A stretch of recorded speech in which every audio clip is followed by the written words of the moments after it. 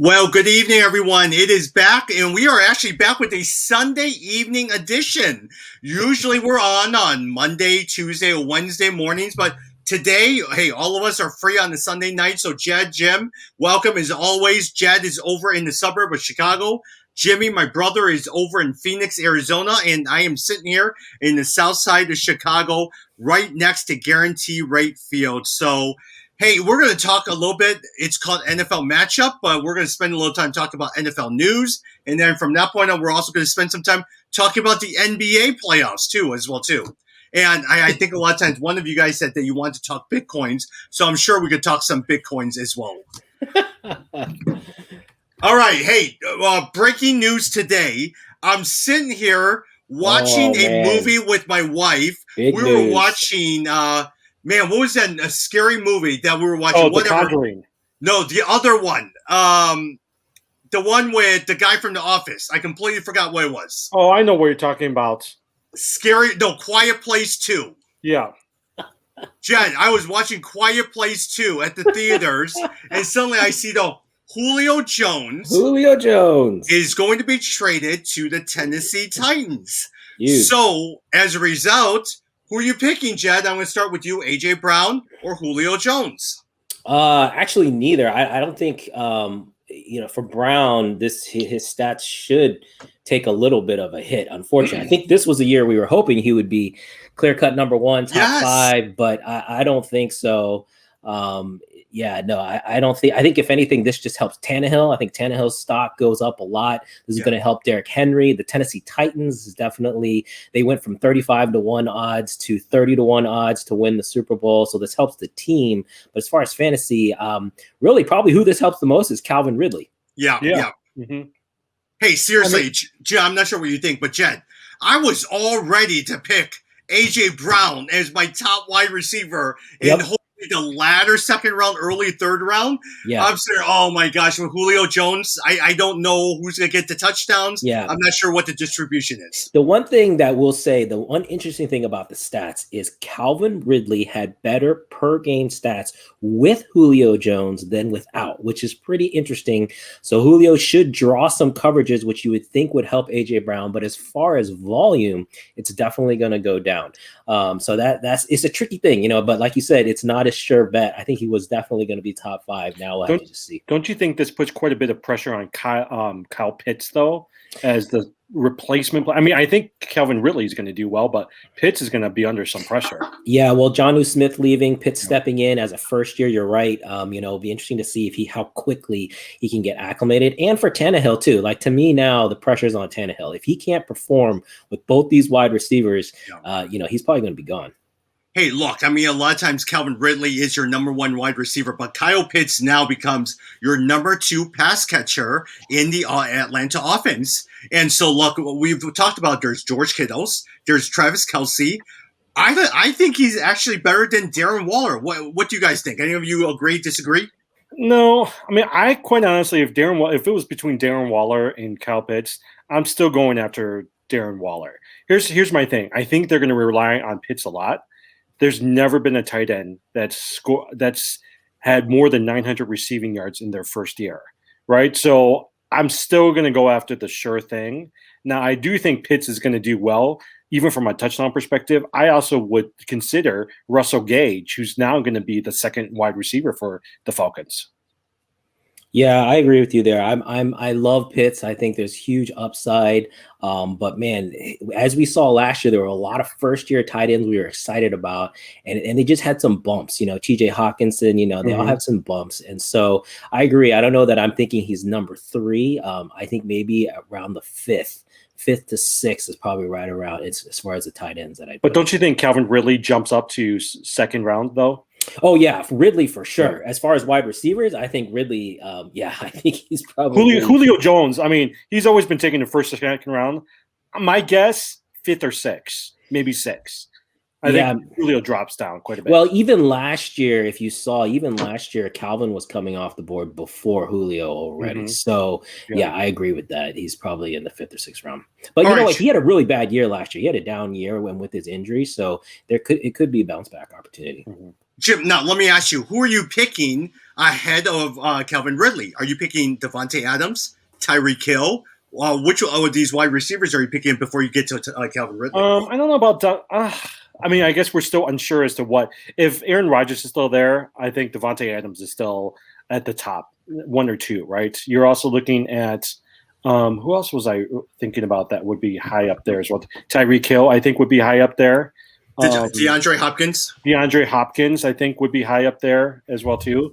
DK Metcalf, I think, is going to be pretty high. AJ Brown was going to be high before Julio Jones, but I would say, right, if I was going to pick, I think Calvin Ridley will be 6 or 7 wide receiver that's going to be picked off the board. Now, some people are going to go after the Kelseys of the world, Wallers of the world. So I can see Ridley going maybe end of second, early third is how I would look at it. Hey, yeah. Jim, I'm looking at some of the early rankings.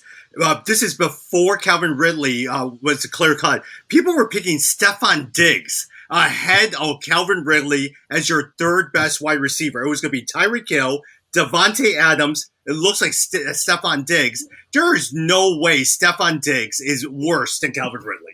Well, he did lead the league in receptions last year, and he's got a good relationship with Josh Allen. But I honestly would pick Calvin Ridley over Stephon Diggs. Yeah, I agree. I think Ridley with this move, he bumps ahead of Diggs. But Diggs proved himself last year. I was down on him last year, but he certainly proved himself, and the Bills are legit. So I think top 5 for Diggs is not a mistake. The guy I was going to say, you guys know I love DK Metcalf. So for me, DK Metcalf, top 3. But I think you're right. I think Ridley pops into that top 5 now, and I think AJ Brown slips further back. He's probably normally in the 6 to 7 range. He's probably closer to like maybe the 9 or 10 range now.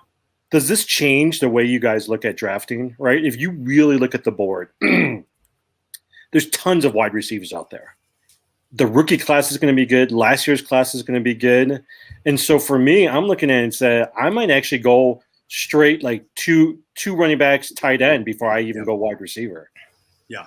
Because after you go through the top tier of your running backs, everyone, there's nothing in the 3rd, 4th round. I mean, the medium size, Chris Carson, pretty good. Maybe the guy out of Arizona, okay, Chase Edmonds. But at the same time, I'm going to go running back all day. Yeah. The hard part is if you look at the trend that most people look at by the end, and this is a 17-game season, right? By the 14th, 15th, 16th, 17th game, when we're in the thick of the playoffs, you're not usually playing your starting running back. You're playing your backup running back. And so part of it is you better make sure you're also picking up some good free agents and backups, because we found even last year, Mike Davis coming in for McCaffrey, I mean, whoever got him had a solid running back by the end. Yeah, I mean, it's all about injuries. Just like in real life, fantasy is just like real life. It's all about being able to manage your injuries, having those handcuffed running backs, as an insurance policy. So I agree. I mean, this year, you're right. Probably more than any year, this can go back to the more traditional draft strategy, which is heavy up on running back, wait on the wide receivers and quarterbacks. I mean, think about it. You can get like Justin Jefferson, right, towards the end of the second, early third round. I was just looking at him. He's going top 10. It looks like pretty clear on most boards. So he's probably the one that really shot up from his last year. Over the weekend, Green Bay Packers Mark Murphy says that Aaron Rodgers has divided the fan base in Green Bay. He also emphasized 2 things. Number 1, the Packers are not budging on and want to keep Rodgers in the fold, not only in 2021, but beyond. Number 2, he's giving his full backing to general manager Brian, I'm going to butcher his name, Gutekunst over at Green Bay. What do you think, Jim? I'm going to go to you. What do you think is going to happen? Are you still think that Aaron Rodgers played his last game in Green Bay? I think Aaron Rodgers is a diva. I think Aaron Rodgers is so focused on Aaron Rodgers. I mean, at the end of the day, what does he want? His ego got hurt. He wants the general manager gone, and he's forcing the Green Bay Packers to listen. Green Bay's not going to listen to him. At the end of the day, they know they got Jordan Love. They know that they're going to look bad trading a former MVP, but I think they're going to have to trade him. Now they're going to go through some growing phases, but I think the more Aaron Rodgers keeps this up, the fan base is going to be like, just let him go. Let's just see what happens with Jordan Love. Yeah, I agree. I think Aaron Rodgers' ego will not let him go back to the team. Like, he's made his stance, and as you said, he's a diva. And I mean, it's just like the 2-year-old who's throwing a tantrum. He's not going to quit until he gets his way. So, especially with this statement coming out, right, from the owner backing the general manager. I mean, essentially, he's saying, you can say whatever you want, Aaron, but we're still backing the general manager. Okay, I will totally disagree with you guys. I actually don't think he's being a diva. I actually agree with everything that he's doing on this team. And here's the reason why. I believe that Aaron Rodgers is better than Brett Favre and is your best quarterback ever to play in Green Bay. The very fact that Green Bay picked Jordan Love without even mentioning it to Aaron Rodgers in the first round and never has supplied him with a lot of wide receiver offensive line help where he just got killed. Look, I mean, you're showing the guy the ultimate disrespect. So if I was him, I'd be doing the same thing. Look, I'd be so peeved off because he's given the best to the team. No, but think about it, right? Like, we don't know what happened in that draft room. If they saw that Jordan Love was still there and they picked him, but then they decide, well, we're going to pick him, right? They're going to tell the coach or whoever, call Aaron Rodgers, let him know we're going to pick him. They might not have even known before that day that they're going to pick him. No one really knows the circumstances. And so for Rodgers to take this to the public and force the Green Bay Packers' hand, if I was a general manager, I was like, heck with that.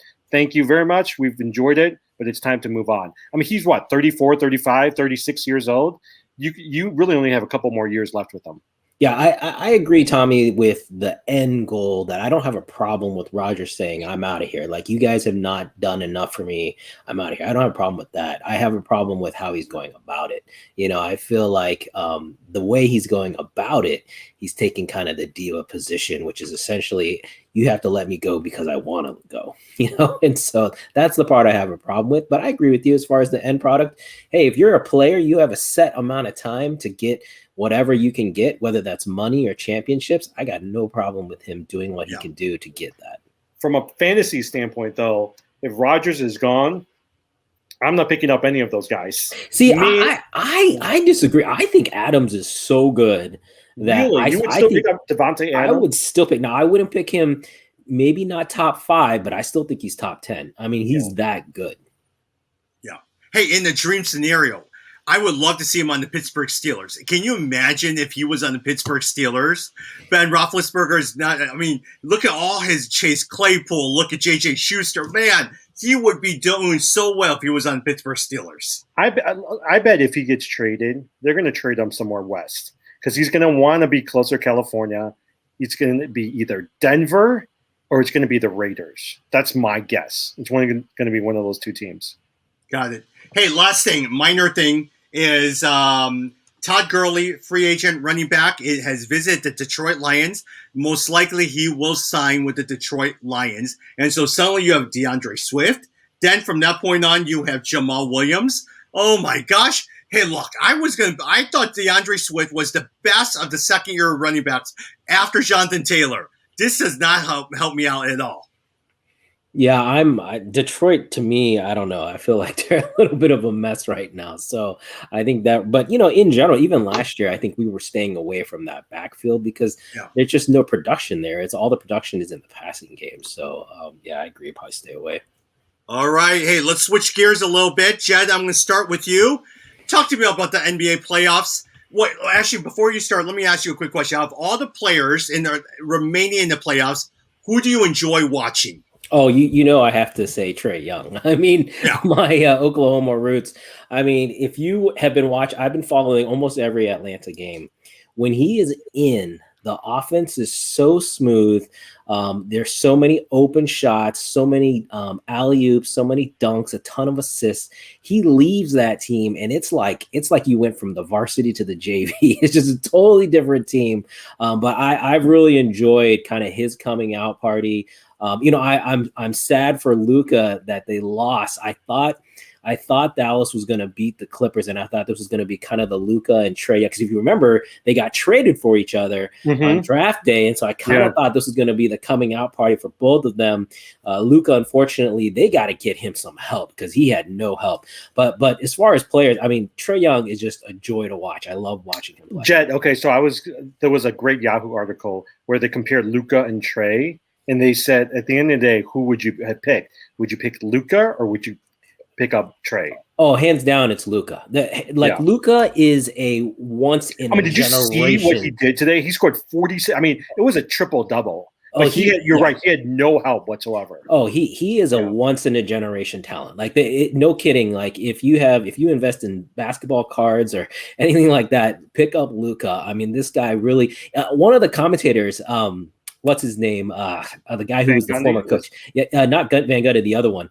He was saying how Luka's essentially Magic Johnson and Larry Bird combined. And I'm like, that is incredible. Mark Jackson. Mark Jackson's a Hall of Famer. Saying that about this kid is insane. And I love Trae. Trae is not to that same level. Well, maybe he'll get there. Did you hear who was it? Who were they talking? It was Barkley and Kenny Smith. They were talking about I'm sorry, it was Reggie Miller, right? Reggie Miller was saying, so who's going to be the face of the NBA after LeBron? And he just said it's going to be Luka. Luka's going to be the face of the NBA. Oh, the guy is phenomenal. And I tonight, what you really saw was he had zero help. I mean, Porzingis is not a number two. Porzingis KP was terrible. And so I know, that's so sad. Remember when he was so good in New York? Oh, yeah, exactly. You just don't know if the injury just kind of like took it out of him. But Luka is insane. I mean, Kawhi Leonard is a top 3 defender. And Kawhi Leonard basically said, like, this is all I can do. Like, I can try to hold him to 30. And like, that's basically it. So that's it. That just tells you what the guy can do. Yeah, I'm not sure if you guys remember early in the year, John Collins over at the Atlanta Hawks criticized the way that Trae Young was running the offense. Then from that point, Lord Pierce was the former coach. He was terrible and got fired for Nick McMillan. And suddenly now the team has been playing really well. Clint Capella, I love watching Clint Capella play. John Collins is doing well.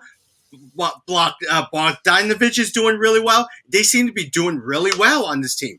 Yeah, and I agree that I was going to say, I agree it's Nate McMillan, because what happened was, you remember Nate McMillan was an all defensive player from his days in Seattle, and he brought that defensive mindset, which has really ignited the rest of the offense. And so I give him a ton of credit. Here's my thing. Joel Embiid, most likely, if he's going to play, he's going to be at 60%, right? I think Atlanta's going to beat they're going to beat Philadelphia. Whether or not they're going to be able to beat the Nets will also depend on the health of James Harden, who, as many of you guys know, went out in literally the first minute of yesterday's game. But I am looking forward to a game between Atlanta and also potentially the Brooklyn Nets. So, Jed and Jim, so you're saying that Brooklyn, you believe will beat the Milwaukee Bucks? I think they've got more firepower than Milwaukee. Yes. Yeah, I agree with that. I think the Nets are going to win even without James Harden. I think I expect Milwaukee to play a really good game too. So you should definitely tune in tomorrow. They had a really poor shooting game that first game, especially from 3-point land. Drew Holiday did not perform well. So I expect the Bucks maybe can pull off this game too. But I think Brooklyn is pretty locked in. I'm expecting this not to go more than 6 games, and I'm expecting Brooklyn to come out of that game. Atlanta, I do like Atlanta, especially with Joel Embiid kind of hurt. But I think this one is going to go 6, maybe probably 7 games. It's really kind of come down to that final game. I agree with you, though. I think Atlanta could squeak it out. Mm-hmm. Yeah. But go ahead. No, go ahead. But I don't think they're going to be able to beat Brooklyn, especially if Harden's back in the lineup. I can see, right? I can see them trying to sit out Harden another game, maybe a couple games, see how the series go. If they need him, they'll tell him to come back. If they don't need him, they're just going to rest him up for the conference finals. Yeah, even without Harden, I don't think Atlanta can beat Brooklyn. Brooklyn is the class of the East, and really the class of, I think, the NBA. To me, this is Brooklyn's championship to lose. I mean, they are showing that they are dialed in. Kevin Durant, Kyrie Irving, they're just phenomenal. The two of them together, as long as they're healthy, pretty much can win it. Now, I would probably argue in Milwaukee's case, if you look at it, Brook Lopez had 19 points. Giannis had 34 points, 11 rebounds. Your key player, I mean, we talked about Drew Holiday, 17 points, 9 rebounds, 9 assists. It's Chris Middleton who had 13 points but 13 rebounds. If suddenly he does really well, I believe that it all ends on Chris Middleton. If he averages about 20 and also rebounds about double-double, I think they have a good chance. The one thing about Brooklyn is they tend not to play offense at times. And so a lot of times, hey, look, I believe that if they really pound it hard, they have a chance. I'm not counting them out at all. Yeah, see, I think Milwaukee, its advantage is height. Like, they are huge. So if they pound it down low, they can take advantage. Blake Griffin had a great game one, but he's not the same Blake Griffin he was. And so they can pound it down low. And if they can win that game, it gives them a chance. But I think at the end of the day, they just don't have the same firepower. I mean, Drew Holiday, yeah, he had 16, 17 points. He shot, I think, 2 of 12 from 3-point land. And that's just not going to cut it. And the problem, here's the problem. Once Brooklyn starts shooting those threes, especially if Harden's in, all of a sudden, as much as you're pounding that thing in there and you're trying to score 2 points and throwing it to Giannis and throwing it to Lopez, at some point they're going to get desperate and they're going to try to shoot threes as well too, right? Unless Middleton and Holiday and even Giannis is doing it, right? Like you can't keep up with Brooklyn. Especially the way those guys are shooting. Because if even one of them is off, you got the other two. Yeah. Hey, going to the Denver Nuggets against the Portland Trailblazers, all right? How in the world did Denver win this series? Unless it was just all Jokic. Look, they did not have Murray, and they were out with Will Barton is out. McGee was out. All these guys were out. How in the world with Damian Lillard playing so well, did they lose over to? Well, if you watch that last game, Michael Porter Jr. went nuts. He had 22 out of the first quarter, 27 points in that last game. He just went insane. So essentially, they got production from someplace they weren't expecting. But I think Denver has really been kind of under the radar, even though they're the number 1 seed. They've not the number 1, the number 3 seed. You know, they've been kind of under the radar. But I agree with you. I felt bad for Portland. I thought Dame Lillard again playing lights out. I was expecting them to win that, but 4-2, winning that 4-2 shows a lot. Hey, honestly, if I was Damian Lillard, I request a trade because they've tried going that route. There's no way Portland's going to win. All right, just go request a trade somewhere. He's so loyal, though. I don't think they're going to trade him. They just fired their coach. They're going to go to Lillard and just say, "Look, tell us who the coach you want. Tell us what you need." They're going to try to salvage this. Well, just today, he already said he wanted Jason Kidd, and Jason Kidd just today said he withdrew his name from consideration. Oh, so, interesting. Yeah, so the poor guy though. I feel bad for Dame Lillard. I mean, he's incredible talent. I mean, there's a couple guys on the West to me: Devin Booker, Dame Lillard. I mean, these are the guys, the young guys that are just really exploding now, and you see how good they are. It's just unbelievable. I mean, going back, look, I think Denver's going to end up beating Phoenix, but I really like Phoenix a lot. I think you think Denver's going to beat Phoenix? I think Denver's going to beat Phoenix. Look, you can't. Okay, you've got Jokic, you've got Porter, you've got Aaron Gordon. Phoenix doesn't have that height. You know. Oh my gosh. Devin Booker's going to shoot all day. Chris Paul, I think, is going to be injured. I will go with Phoenix. No, but here's the thing: is if they get cold, and look, remember, Chris Paul is not 100%, and you're going to rely on Devin Booker. I think they were good enough to beat the Lakers. I don't think they're going to beat Denver. See, I think they can. I like Phoenix. I think DeAndre Ayton down low. I had him on my fantasy this year.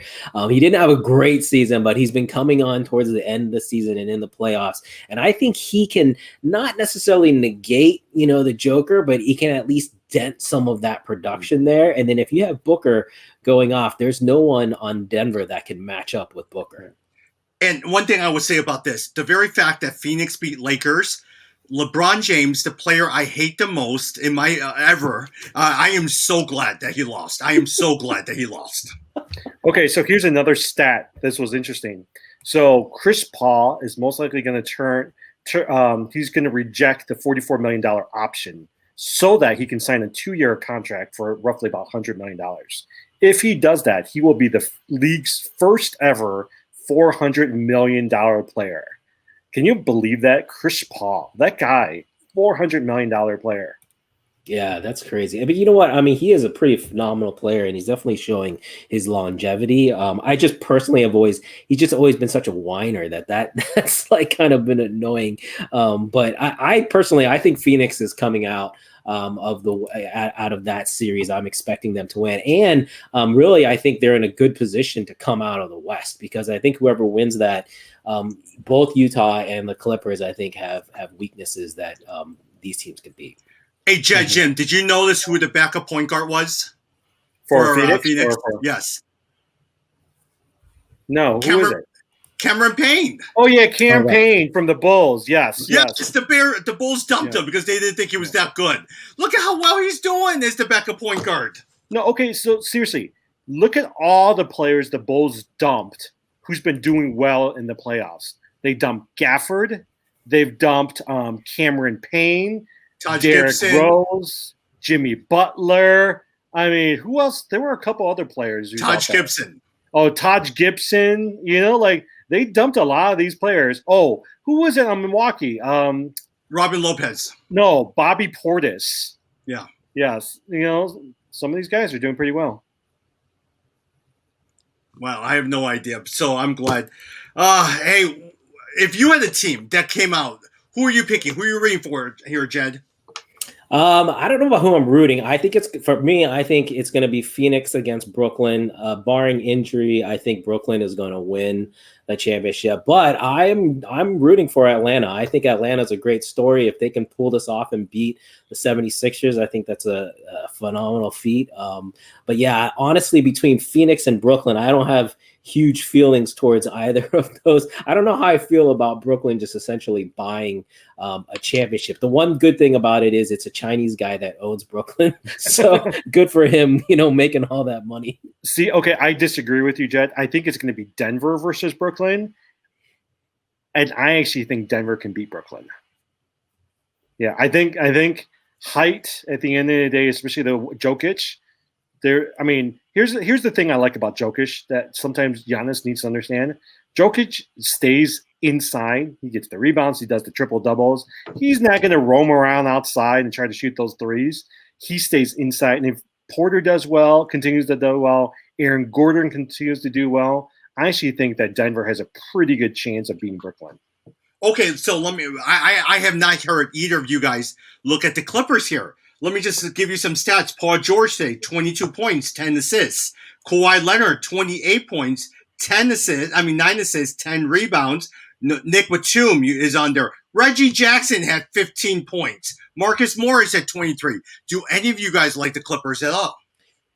I like the Clippers to beat Utah, but I don't like the Clippers to come out after that. I definitely think Kawhi turned it up these last 2 games for them to get out of to beat Dallas, but I don't see them going beyond beating Utah. I mean, don't you agree? If the Clippers are going to make it past the conference finals, it's not Kawhi that they're going to have to rely on. It's Paul George. Paul George better play some really good basketball. And right now, Paul George has been disappointing in the playoffs the last few years. Yeah. But guys, I disagree with that, what Jimmy just said. Look at what Paul George did in the first round. In the last couple of games, 22 points, 6 rebounds, 10 assists. 20 points, 13 rebounds, 6 assists. 23 points, 10 rebounds, 6 assists. 20 points. He's consistent. Not spectacular, but he's been consistent. Yeah, but Paul George essentially plays worse the further you go.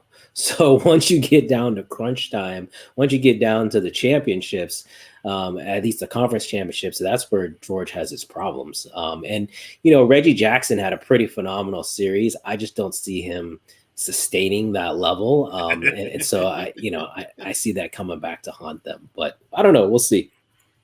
Yeah, Reggie Jackson. Reggie Jackson is usually about 15 points, no assists, and no rebounds. I mean, that's really all you're going to get from Reggie Jackson. All right. Any other thoughts on the NBA? Jim, Jed? No, I mean, I think Phoenix would be my favorite. I really don't want Brooklyn to win, but if you look at the remaining teams, if James Harden stays in, it's going to be hard to beat Brooklyn. Yeah, I agree with that. I mean, to me, I would just say I'm excited for the NBA. The NBA has been dominated by several, just kind of a handful of teams, and this is great to finally have a playoff where several more teams have a legitimate chance of winning. So I'm glad for the NBA to get a little bit more parity. There's a part of me that doesn't want to root for Brooklyn either, but I really think, as I said, I think this is Brooklyn's to lose. Got it. Well, hey, look, next week we'll spend some more time talking about the NBA as well as the NFL, but we're going to have to go back to a fantasy matchup here, so we're going to have to talk about fantasy news. But before we end, which one of you guys wanted to talk about crypto and start us off with crypto? Well, okay, this past week, right, we saw AMC rise from a low of $2 at the end. Were any of you in on AMC? What? Were any of you in on AMC? I wasn't. I bought AMC at 14 and I only bought like 10 shares. So it actually jumped all the way at 70 and I should have sold it at 70. I still have it. It's sitting there right now at like 45, 46. Okay, interesting. Yeah. AMC, the movie theater. Yeah, the movie theater. Yeah, AMC. Oh. It was as low as $2 a share last December. And it just skyrocketed. I mean, I was looking at it the other day when it was at $72. That was because of Reddit, right? It was because of those guys that got behind it. Yeah, it was Reddit. Yeah. So the three stocks that I have now, I have a little bit of AMC, but I've put in quite a bit into BlackBerry and also Nokia. Those two stocks are actually doing really well. BlackBerry is roughly at about 13, 14. But what does BlackBerry make? Well, okay, so BlackBerry doesn't make phones anymore. Yeah, they got rid of all into. So they're. I'll have to send you some article about it, but they've essentially transformed their business model. They were. I bought BlackBerry at around $5, and they're supposed to go up. They're estimated to go up to $36. Nokia is at 4 or 5. And I mean they've gone up incrementally, but they've been doing pretty well. So those are the two stocks I've been really looking at. So interesting. BlackBerry. What does BlackBerry do now?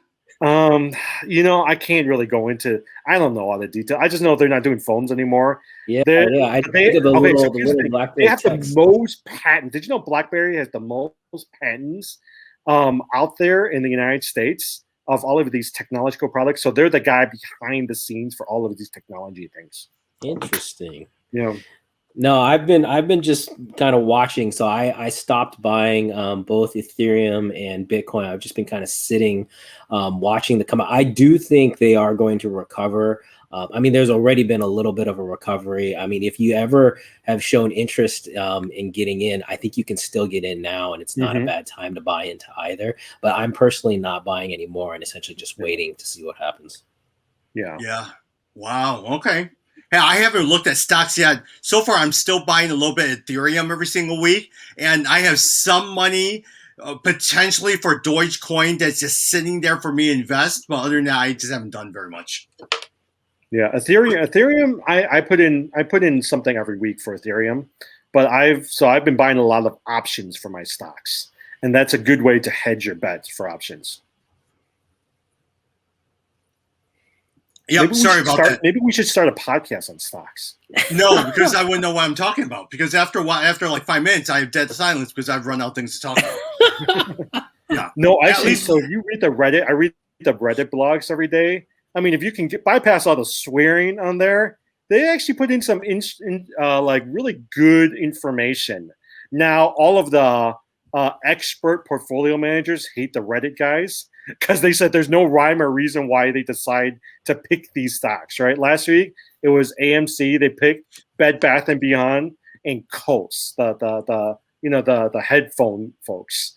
And so all of the Bank of America, other portfolio folks were like, this is ridiculous. But they can't deny that these guys, all the young millennials, are jumping in on whatever these Reddit guys are saying. Well, it's Robinhood. It's all the investors in Robinhood. If you got the Robinhood app, you finally got enough mass of kind of young people, and so they can sway, they can make moves and actually sway prices. So I agree with you. Yeah, we could probably do a podcast on just basic investing. I mean, to me, I feel like that's something I've tried to do that with several friends, even at our church and whatnot. Of just helping people to understand that if you have a little money on the side, you don't want to just have it sitting there. You want to let the money work for you a little bit. Okay. So can I tell you, if you guys don't understand options, do you do any options trading, Jed? I don't. I understand the concept behind it. It's just, it's scary to me, the idea of I think here's my thing, trading on the future. I put it all the way out for like 2 years from now, right? So the good thing about options trading, for instance, today I could spend close to $10,000 buying like 100 shares of Apple stock, right? And whether or not it goes up, that's a lot of money that I'm spending. But if I buy the options, I'm only spending a couple thousand versus $100,000.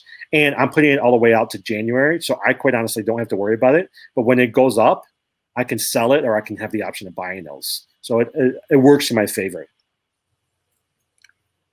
Yeah, I have no idea what that meant in terms of options. No idea what that meant. Yeah, it's just the opportunity to buy something at a future date at a previous price point. And so, but the problem is just if it goes down. If it goes down, then you're sitting there. Essentially, you get forced when the day comes up. You get forced to buy something that's no longer worth that. So that's true. But here's the thing: is if you put it out to like 2023, which I started buying options to go out a couple months. Except this past week, I did gamble and I bought some AMC options to expire at the end of next week. So we'll see how that goes.